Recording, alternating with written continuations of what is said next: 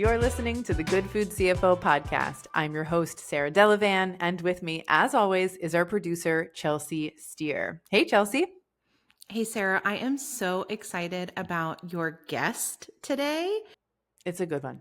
Yeah, Alyssa Fernandez is actually someone I brought to the table that I thought you should meet. And I'm excited for the rest of our audience to meet her as well. She is taking the baggage out of gluten, as she says, with her cake mix company, Ollin. Before we get to that conversation, though, I have a review to share with you. Oh, you know I love a review. Yeah, so this review comes from YouTube. It's YouTube user Felice, not Feliz. And while they were watching our most recent Baba Yacht episode with Joe from CVT Soft Serve, they said, "This is so good. I had to pause so that I could listen in my car in peace. And I'm only at 3 minutes and 58 seconds." Well, that's awesome. They said national retail is sold as a dream, but this is the second time I've seen in the last 2 days to start with regional and get everywhere you can locally first. Well, Felice, not Feliz, thank you so much for that review. We are so glad that you liked this episode. And I'm also so glad that the word is getting out and it's becoming more common. That's a big mission of ours here, right? Is to not discourage anyone from going national, but to really talk about the value, not just to your business, but beyond, right? To your community of being local, being regional. And then once you've got that awesome following, going bigger after that. So thank you for, again, listening. Thank you for what I consider like confidence building words, right? Like the message is getting out there. It's really exciting. And welcome to the community. I don't think we've met before. Yeah, absolutely. Thank you so much, Felice. And I will say that when an episode stops you in your tracks, like this one did for Felice, leaving a review helps the next founder discover the insights that are shared by our Baba Yacht founders or by you, Sarah, the conversations that you and I have here. So if that happens today while you're listening to this episode, I want you to hit pause, go and tap those 5 stars and leave a review, because that's going to help entrepreneurs who need to hear the truth about sustainable growth over flashy expansion find this podcast. And if you're watching on YouTube and you haven't subscribed yet, click the link below and turn on notifications, and then let us know what you think about this episode down in the comments. Okay, Sarah, let's get back to our main episode today. This is another Baba Yacht conversation. And like I said, you're having this one with Alyssa from Ollin. Yeah, thank you so much, Chelsea, for introducing Alyssa to me and recommending her for the podcast. She's the founder of Ollin, spelled Ollin, a cake mix company on a mission to, as you said, take the baggage out of gluten. She was born and raised in Texas. She comes from a family of bakers, but had to change how she ate due to health issues in adulthood. Rather than giving up on gluten, she dove deep into ancient grains and heritage processing methods to create better baked goods, which led her to launch Ollin. I will say that as a supporter of local and regional foods, I was introduced to heritage grains, maybe 10 years ago. And not only do they react different for a lot of people, like on consumption than commercial flours, that are sold in the big grocery stores, they also taste amazing. They really do have different flavors and textures, and it's such a unique thing. And I think we dive into that a little bit in the conversation. But if you haven't explored ancient grain flours or other things, I highly recommend it, whether it's in a baked good or otherwise. Just a cool thing to experience as a food. Yeah, and I did like that part of the conversation. Listening to like your experience, right, in the baking school and your experience with like those different flours. But one of the things I thought was really cool is really just that she's taking this opportunity to introduce these ancient grains and to like a wider audience. I think that that's so cool. Yeah. And Sarah, when you were introducing Alyssa just now, you mentioned that this it was her like health issues and adulthood and diving into these deep greens that led her to launching Ollin. And I want to be very clear that when we say launching, like that happened within the last few months that she launched this company.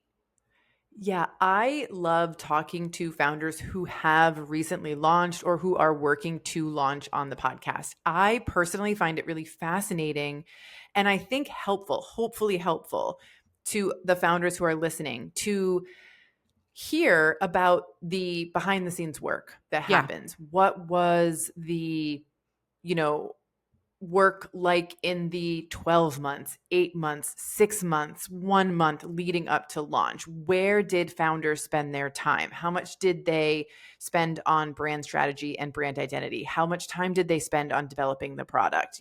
What was the go-to-market strategy like? How did they go about making the decisions that they're making in order to launch? Because I think there's that saying of like you like put the plane together as you're flying it. And I think there will always be an element of that in entrepreneurship and running a business. But I don't think we should celebrate that only, right? I think there's a lot to celebrate, to talk about, and to recognize, quite frankly, in the deep work, the hard work that happens before a product is ever put on a shelf or brought to a farmer's market or posted on a website. So I love having these conversations. And I loved that Alyssa was really open with how she spent her time in getting to launch. Yeah. And, I think she was very open about like some of the miscalculations that she made and things that she learned. But I also think I really liked hearing about how she is leaning into the learning, right? And that learning Yeah. curve, she kind of considers her competitive advantage, right? I think she said there was something about like she's going to learn and grow until she's like a founder who is firm on her feet. Yeah. Yeah. I like that. I think that there is a lot of value in knowing every part of your business in the early days, right? And really understanding it yourself before you hand it off to someone else. And she talks about that, how she makes that decision and when she hands things off. And I think that's also a really interesting insight. No two founders are going to be the same, but I loved her take on that. I also really loved her take on like why she thinks her product can be successful on shelf. And she really talked about a market gap, which I also think is a really important part of developing a product and then launching that product, right? That big question of, is there a need for my product in the marketplace? Mm. Who is my customer, right? What is the need that I am meeting? And I don't want to give too much away, but as I said, she did identify a gap in the cake mix aisle, if you will, really two aisles that offer cake mix. And she is putting Ollin right in that gap. And it's really interesting, I think, to hear that thought process, the research that she did.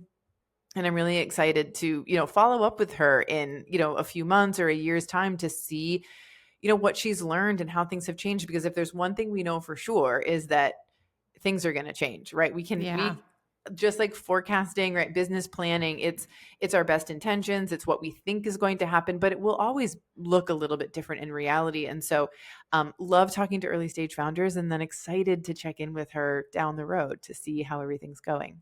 Yeah. Well, I think there's nothing else to say. Why don't we jump into this conversation? Yeah, let's do it. Hey there, it's Sarah. If you're enjoying the podcast, I want to invite you to become a Baba Yacht member. It stands for Building a Business on Your Own Terms. And your membership directly supports the continued production of this podcast and helps us reach our goal of supporting 1 million food founders. As a member, you'll get access to our live coaching events, have your brand featured right here on the podcast, be the first to test our new tools, and receive a 10% discount on all of our tools and services when you choose an annual plan. Join fellow successful founders at thegoodfoodcfo.com/Baba Yacht. That's spelled BABOYOT. Together, we're changing the way that food business is done. Now, back to the show.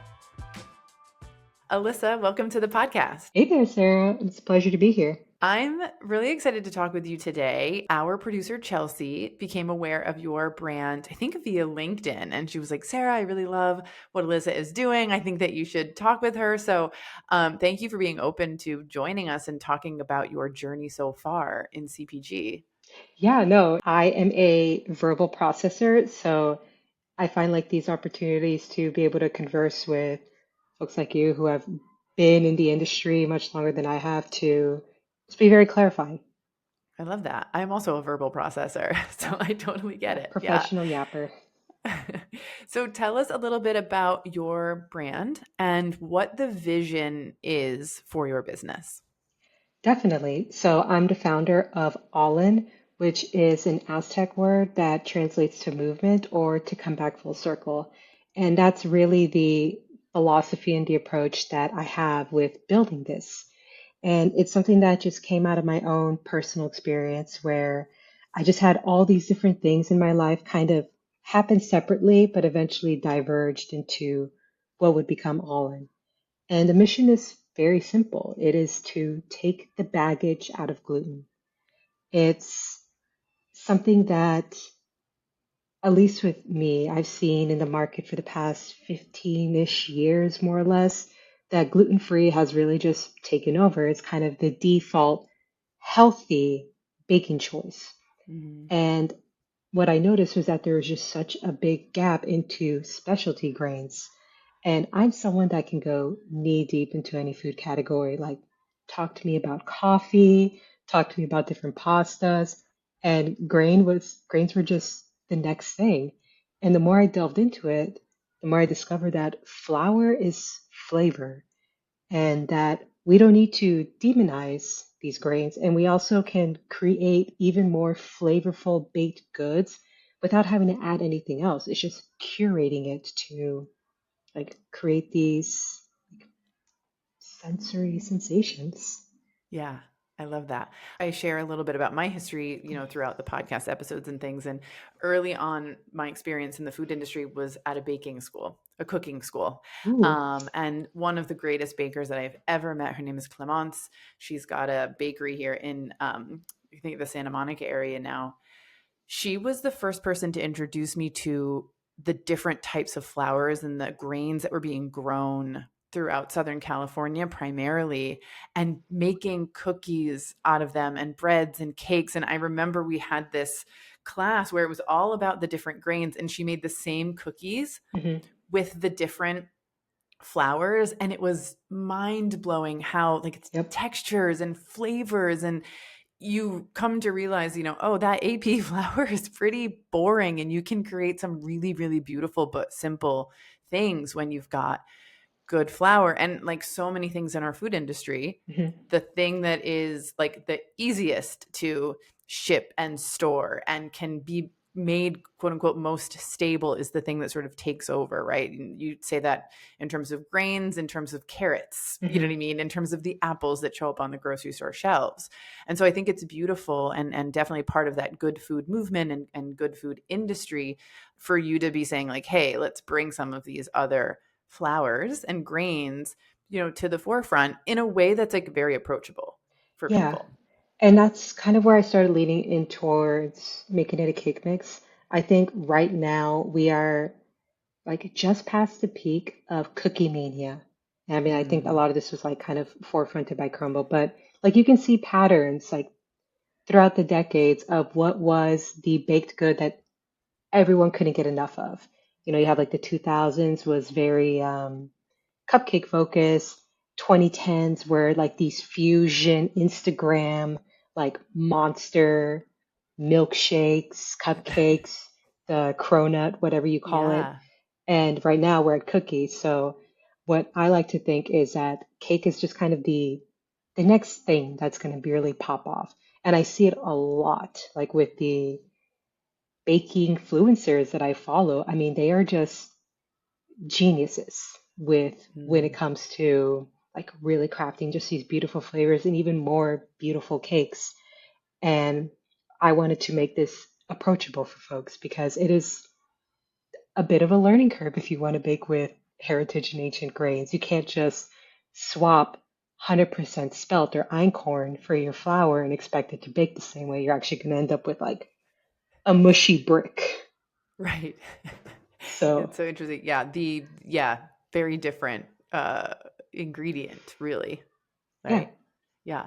So can we talk a little bit about where you are sourcing your grains from? And then I'm curious if like how many mixes you have, and then if it's like a different grain type, you know, within each product, sort of how you're thinking about that.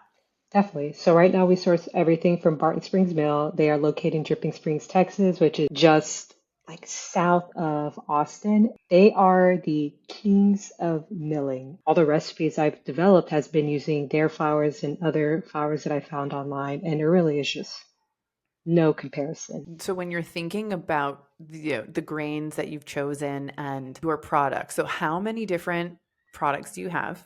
And then are they different grains in each one? Is it a blend? Tell us a little bit about what that looks like. Yeah, so we started out with two SKUs. We have our Golden Hour Yellow cake mix and our Any Day Chocolate cake mix, and they each have their own featured flour. And if you look at the packaging, I play a lot with the Western theme just because for Texas, you may as well have a little bit of fun with it. Yeah. And wanted to find a way to characterize and give a personality to these grains. So the main base flour is one called Tam 105. That's in the Golden Hour and the Any Day. It's just a very nice neutral wheat. Like Okay. he's very good at giving other people the spotlight. But in our packaging, we call him Sheriff Tam 105. And then each has their own deputy. So the deputy for Golden Hour is spelt.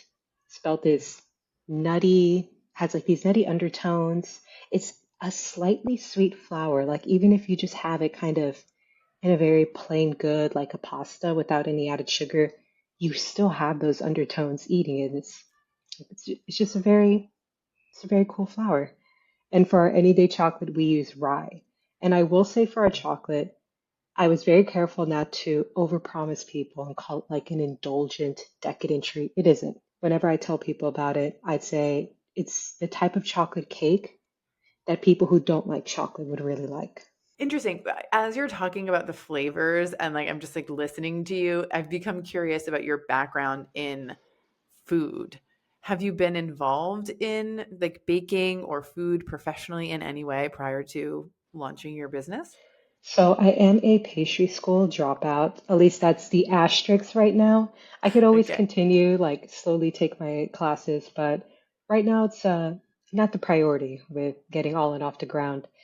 And in the past, I've just spent the past 5 or so years taking baking very seriously, but not baking complex recipes. It really is just very flour focused. Because when I was introduced to this world, I just became so obsessed that I just wanted to learn about it. And I even have had grain tastings in the past where I created my own flavor wheel with grains. And I mean, this was, you think it's a lot of fun, like, oh, you get to eat a lot of different cookies just to figure out the flavor profile. But it was an ambitious project. Yeah, a lot of this is being self-taught, being someone who is really engaged in grains and doing research before I launched Ollin. I spent a while even talking to researchers, like professors at different universities, even one in the UK, and asking them about grains, asking them about the flavors, asking them about their growing patterns. And, you know, I just felt that if I'm going to be someone who puts myself on this platform and really try to amplify this really misunderstood ingredient, then I should know to an extent what I'm talking about. Yeah. Yeah. I think that's smart. I'm curious, at like so many good food founders, when you have a mission, a very specific mission for your product and what you want to achieve and sort of what you want to change, right, in the industry, what you want to change in the mind of consumers. Hmm. It's not always helpful to lead with that message. Like if you think about like Tony's chocolate, right? Hmm.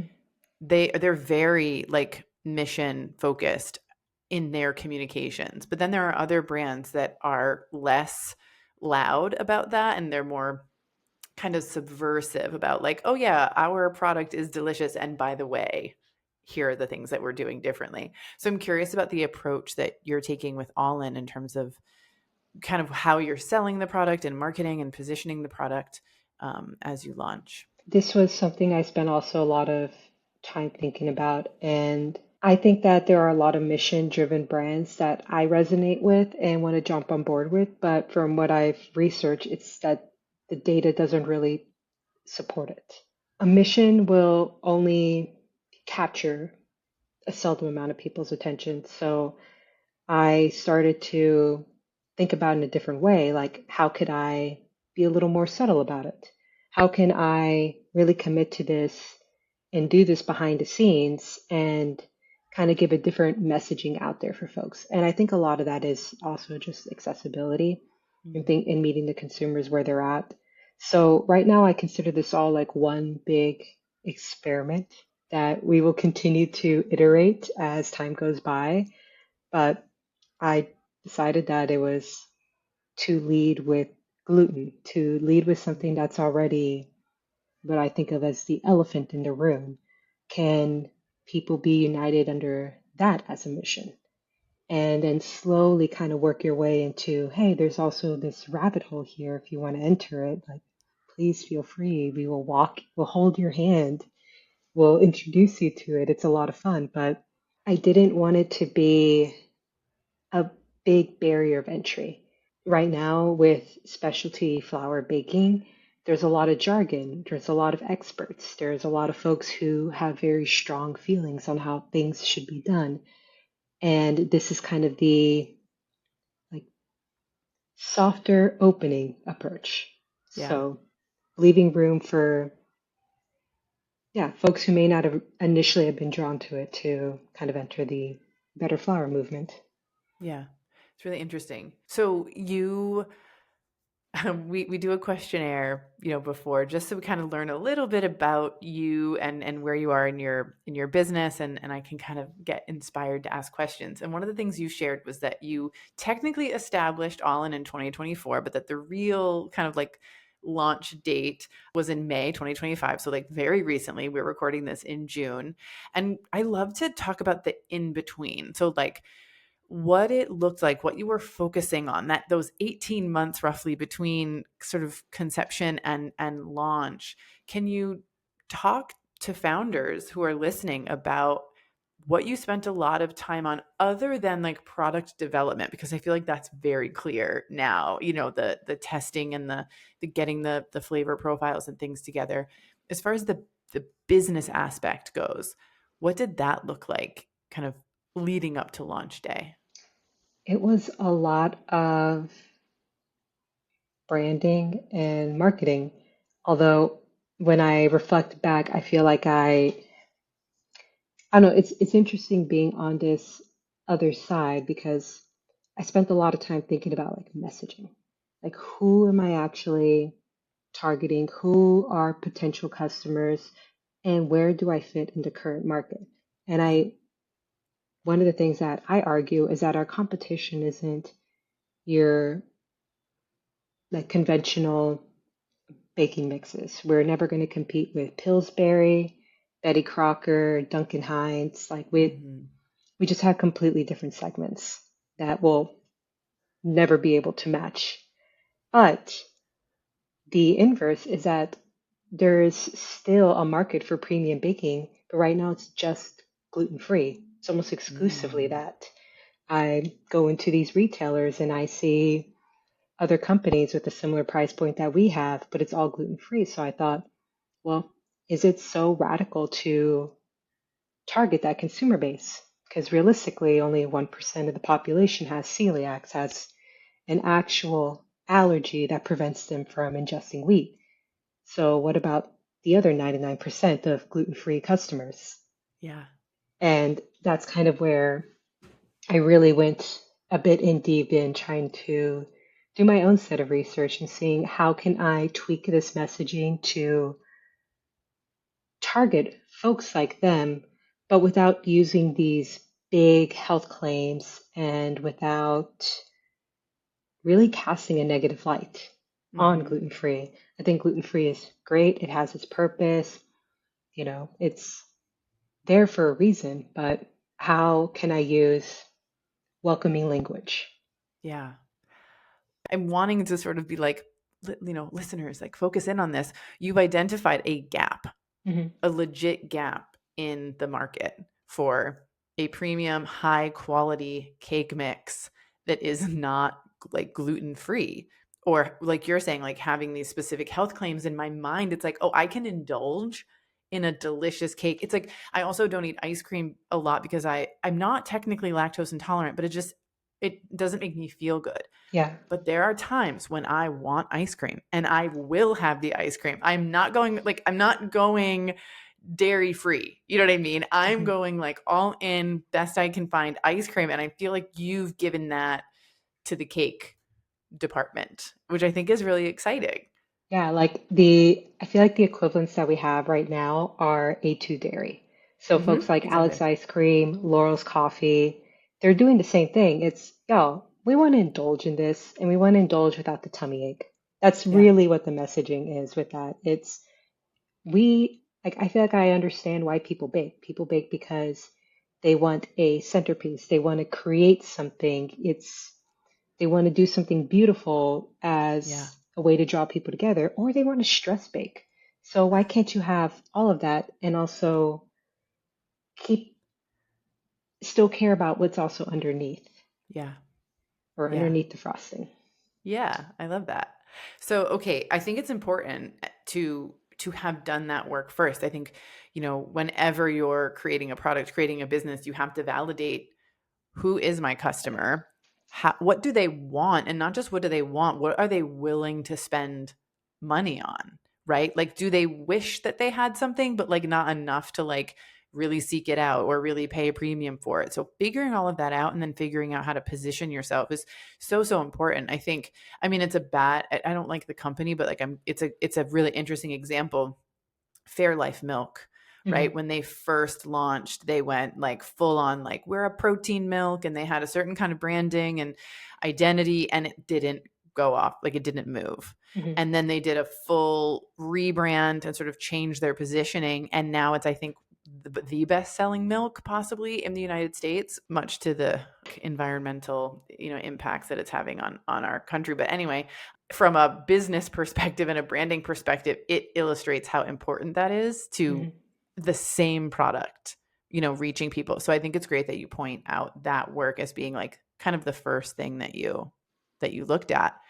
At what point did you maybe start to look at the financials or like how you wanted to sell this product and where you wanted to sell it? So I think what the mistake I made was not so much that I was ignoring these questions. I kept in mind, what did we have in mind to fund this? Where are areas that I want to be that I think could do really well with having All In as a product on their shelves? And I think this has a lot to do with just not having been in CPG in the past, is that I didn't understand how much deeper I had to think about these things. Mm, What I know now is that it feels like I was thinking very superficially, like about financing. It's okay, we need X amount of money to get the product made. And that was it. That's where my thinking stopped, was just what I needed to have it physically in my hands. But really, there's so much more that goes to that. Do you want to start doing co-packer searches? If you do, there's an investment that goes into that. Do you have financing ready to buy boxes to ship product out to customers? Oh, you forgot that you need cases as well. So now you have to add cases into the budget and just all these other different things. They started to kind of pile and add up. And I went, oh, so this original figure that I thought we needed, it technically was the base, but you also need so much more just to consider other expenses that at the time I didn't think were critical. And right. also overestimating how much a single person can do. Like, this is something that I am doing full time. Want to go all in on all in is my little quip, but realistically, there is only so much that I can do. So then it's having to prioritize, okay, is this something that we can hire someone for a quick project to be able to do, is this something that realistically I can learn? And do we have budget to even look into a coach to really teach me how do I open up these channels? Because I really thought it was just as easy as calling someone saying, "Hello, I exist. Do you want to purchase it?"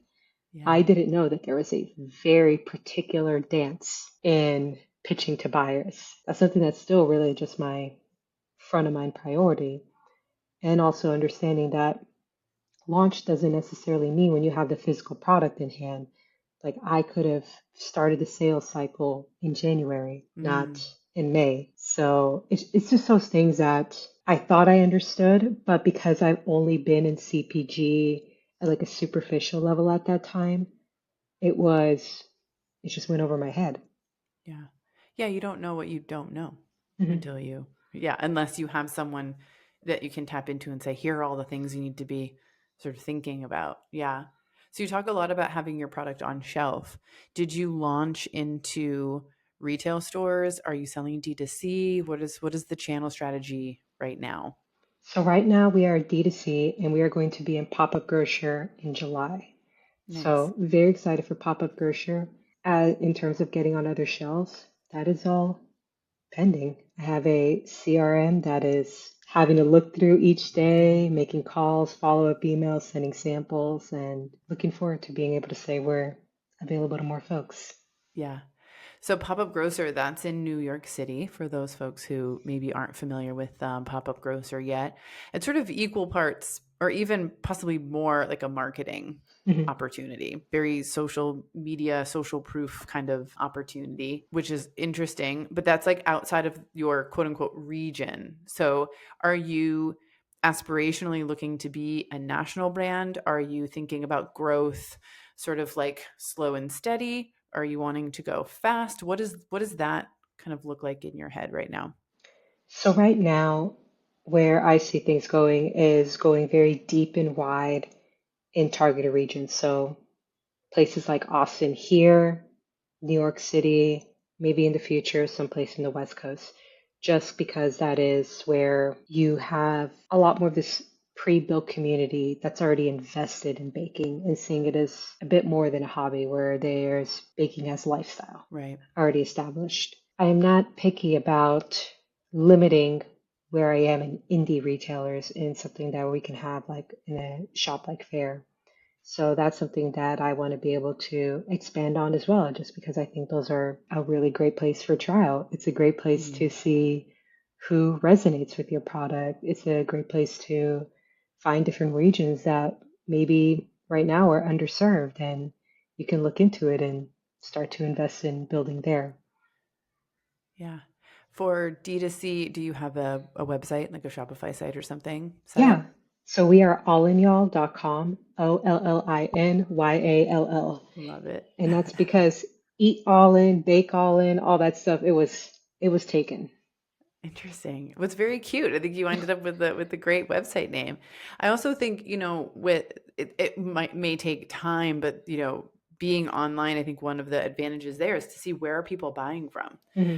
I forget what brand it was, but they launched, I was reading about them and they had launched just online only and used that initially and then used that as far as like where do we want to go next? And they were very surprised that Ohio was their biggest selling market. And they're like, all right, well then let's choose Ohio as our starting point for, getting into physical retail stores. So I think it's cool. I hear in your answer that you're kind of taking it slowly, but also utilizing data and seeing how your product is performing. And I love that as a strategy because I think it can be tricky if you get too big too fast or you start to grow at a rate where like you grow too much and if the data is like, oh, this isn't working, we're missing something here, it's much more expensive to make the change, right? Whereas if you are starting small, the corrections and the modifications and any pivots you have to make are a lot easier to do Hmm.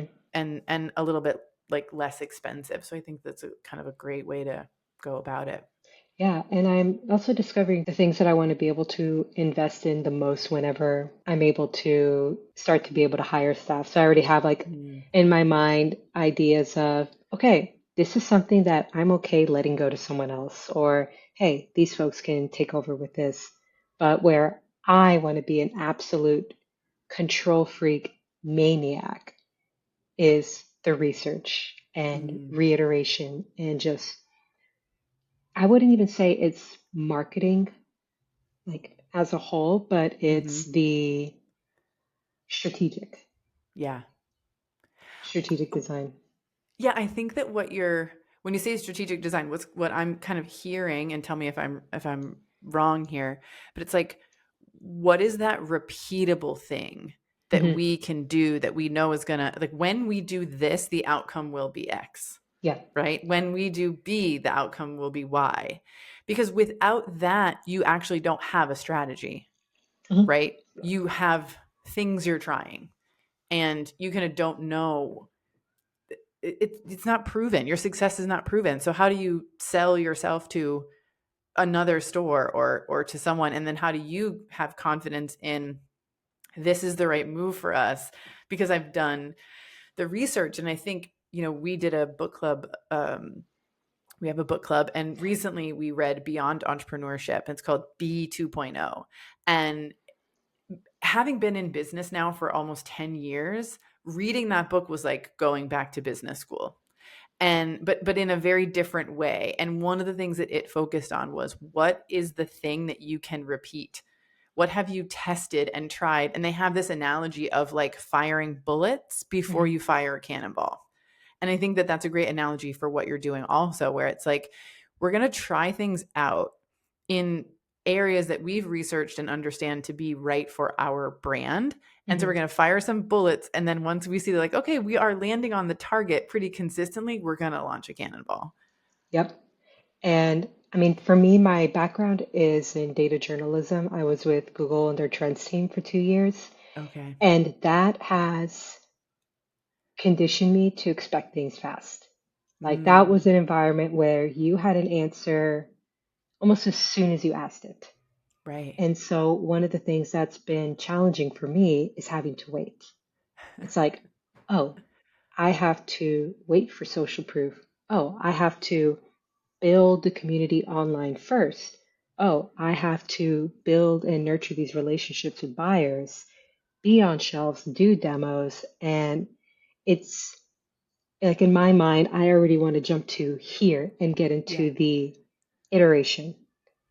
But I have to do all these other things first, and all these other things are completely brand new to me. And Mm. so it feels like, yeah, a lot of, I wouldn't even say bullets, they are darts I love just that. flung around. Like someone spun me around, blindfolded me, and I'm trying my best. And that's, again, partially what I completely underestimated beforehand. Like if I could turn back time, it's spent much more trying to dissect what are the priorities that I just need to have for Mm, social? What are the priorities and building the sales mindset to start getting orders coming in? yeah. And I mean, quite frankly, these are things that I'm very happy to transition off to someone else in the future. But for now, I can't afford to live in the future. I have to live in the now and go through the discomfort, wear all the hats, and see where it goes. Yeah. That's such an important message. And I think something that's really great for other people to hear, is like, when you're doing something totally new for the first time, it's going to be really uncomfortable because you aren't going to be good at it, right? Like the first attempt, like for sure, the first time you call on a buyer, it's not going to be your greatest sales call. It keeps me up at night. Some days I think about it, I'm like, wow, that was embarrassing. Like, should I But you change my name and move out of the country? but you did it, right? And it's like, okay, this is part of the process. I cannot get better at this. And I can't know how to do it and how to teach someone else and how to prove my pitch, right? Because I think that's part of it too. It's like, it feels like, whew, I'd love to get this off my plate. And for brands who like have the money, right? That they can go, you know what, I am going to hire someone else to do this. I think that honestly, I think that that's a mistake because you as the founder haven't figured out like what is resonating, what is the right message, what do buyers want to hear. And I think getting to know that to some degree, right, is going to be really helpful. Even if the person you hire is so much better than you and maybe has a different like method or whatever, you can collaborate, you can understand, you can say, you know, that doesn't work for a sales call because that's not what our brand is about. And this is, you know what I mean? Like there's just like direction and collaboration you can give when you've done it, Mhm. even if you weren't good at it, even if you hated it. That like just doesn't exist if you don't take the time to do it a little on your own. And I think that there's value to kind of knowing every part of your business Yeah, definitely. before you hand it off. That's how I feel about self-manufacturing. I thought I don't have to cook anything. I don't have to bake it. I don't have to mill it. Like, how hard can it be to just Yeah. blend some powders together? You know what? We've done it. We can say we have. We have that experience, that appreciation, and I am ready to pass that on to a co-packer. Yeah. But in that, right, like you'll know how long does it take you to do it, right? Then there's an expectation of like, okay, if I'm handing this off, there better be this kind of improvement to the process. It better Hmm. cost me this much money. You know, I think there's a lot of intel that comes from doing it yourself in this regard and then handing it off because I've worked with clients who I don't want to give away like product details, but so let's just say raw vegetables getting cut, like peeled, cut, cooked, and turned into a finished product. Hmm. They were making it themselves for a long time and they knew like this is what our labor costs are, this is what the ingredients cost us. They had all of this data and they were slow at it and they didn't have the best equipment, but they did it for a while. And then they went to a co-packer and it was taking the co-packer longer. Like there were like these issues where like the product that they were getting was more expensive than what the brand had been paying for it. So it's like, that's a little bit of a red flag. And then the processing time was like no faster than the brand's processing time. And so just that intel was enough to go, hey, like this partnership isn't going to work unless you can meet these kind of standards that we have in terms of Hmm. time and stuff. And it basically helped to end a relationship that wasn't going to go well long Yeah. term and allowed them to go ahead and find the right co-packing partner for that particular brand. Well, fortunately for us, we ended up hiring an ops manager to handle all the co-packing business because I've read and heard of enough horror stories with finding the wrong partnership that I thought, you know what?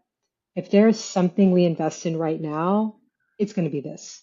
Right. And already, like once a week, I get a call from her or an email, and she goes, "Yep, yep, they have this, they got your spec sheet, it all matches. They can do even your warehousing, and oh, it's going to cost less than what you're already paying right now." And I go, Yeah. how is that even possible?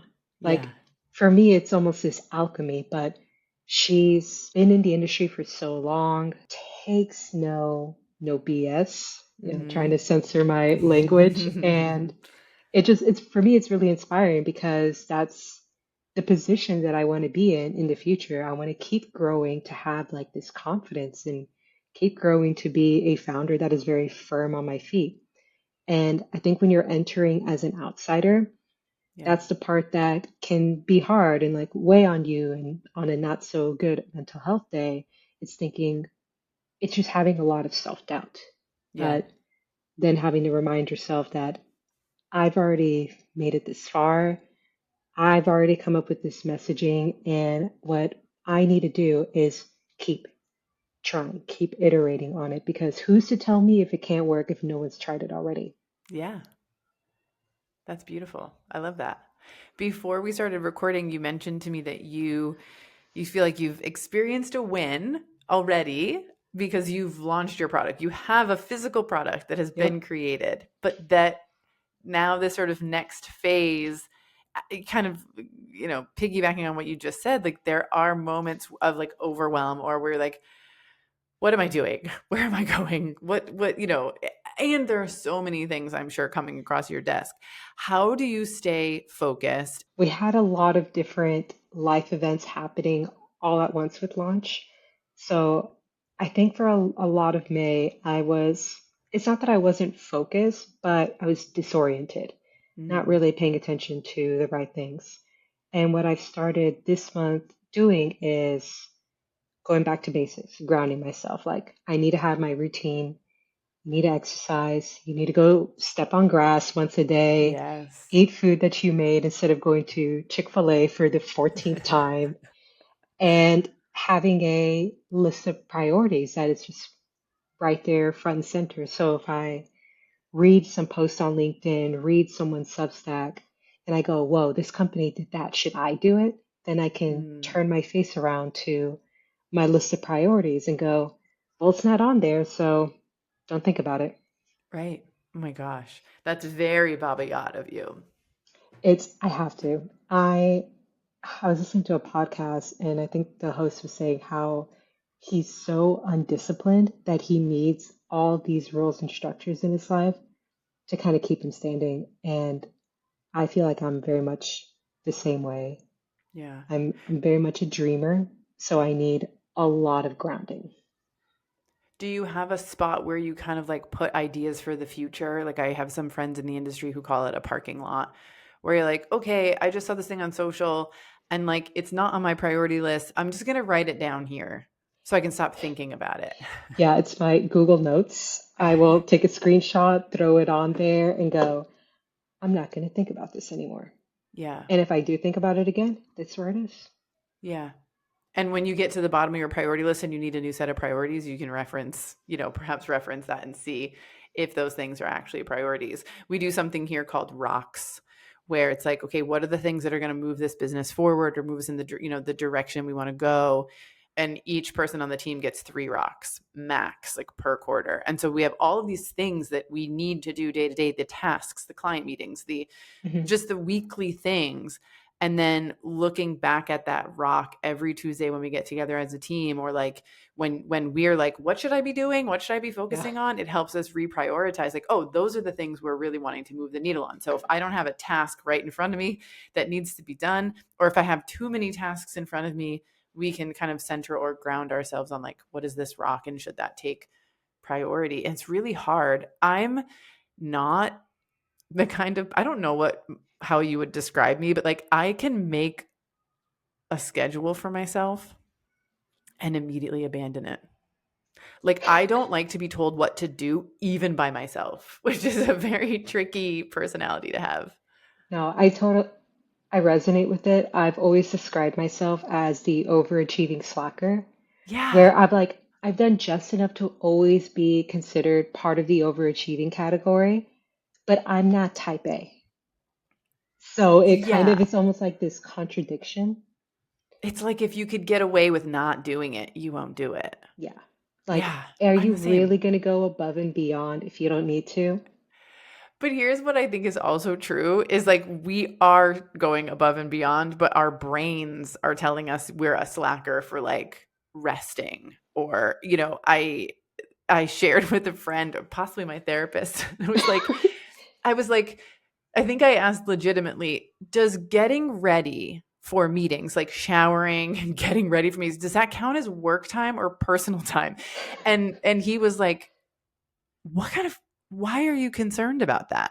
And I was like, Yeah. well, because I want to make sure that I'm working 8 hours a day so that I'm not slacking, but like I'm not sure how to categorize that. And he was like, there's a deeper conversation we need to be having here Yeah. because you don't actually have to work 8 hours a day every day.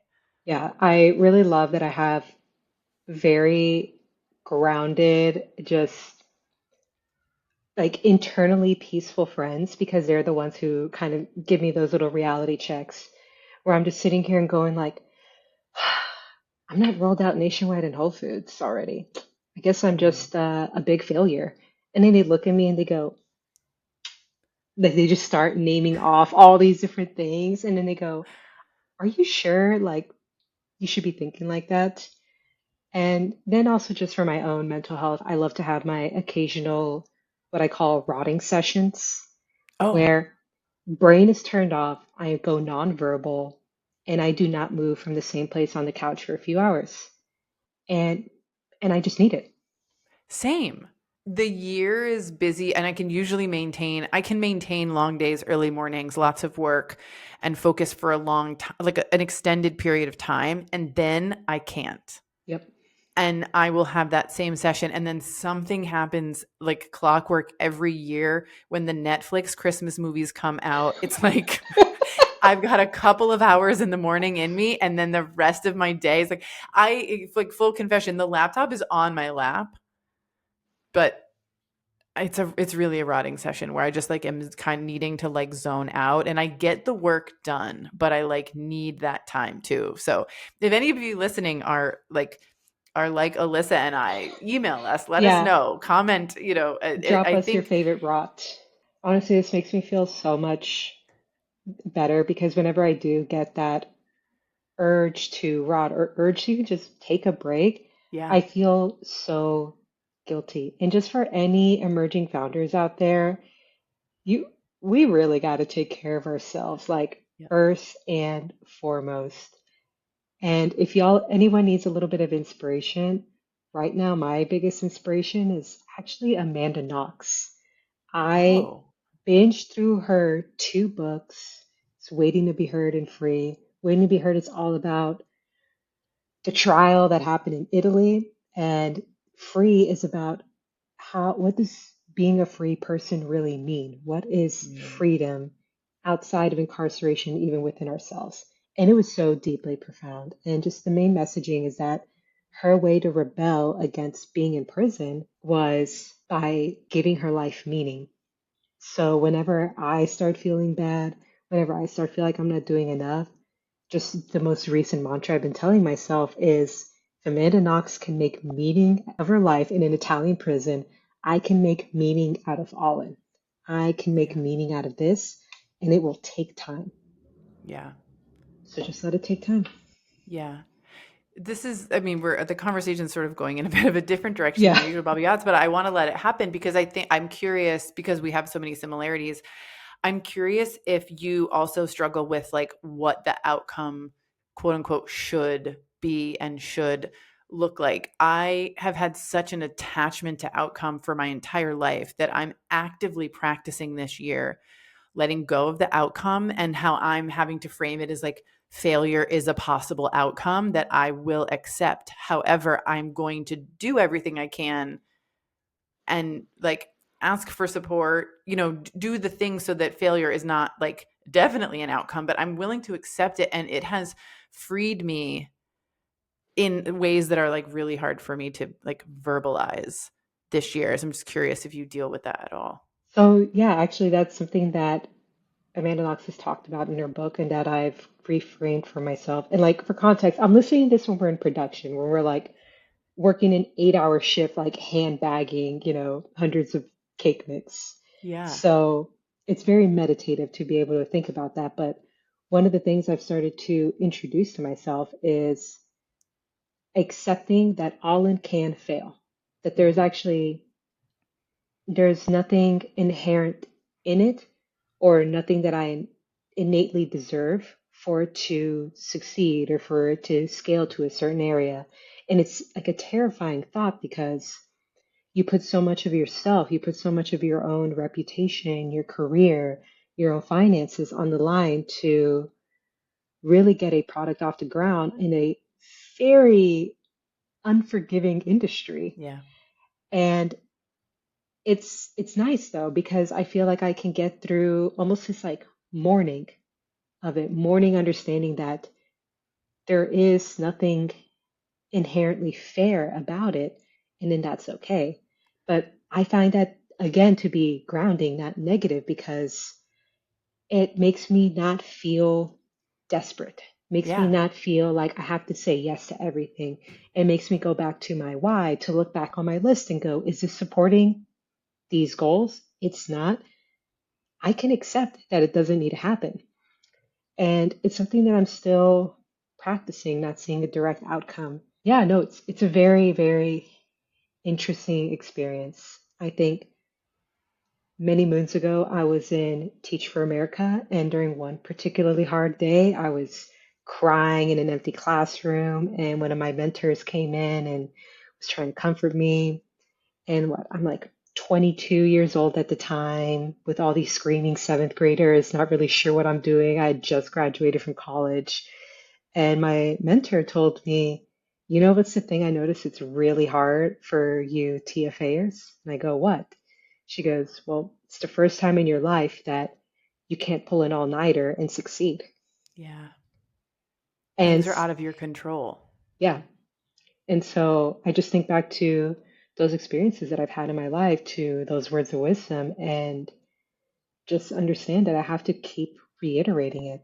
You know, just because you learn a lesson doesn't mean you like just park it and never think about it again.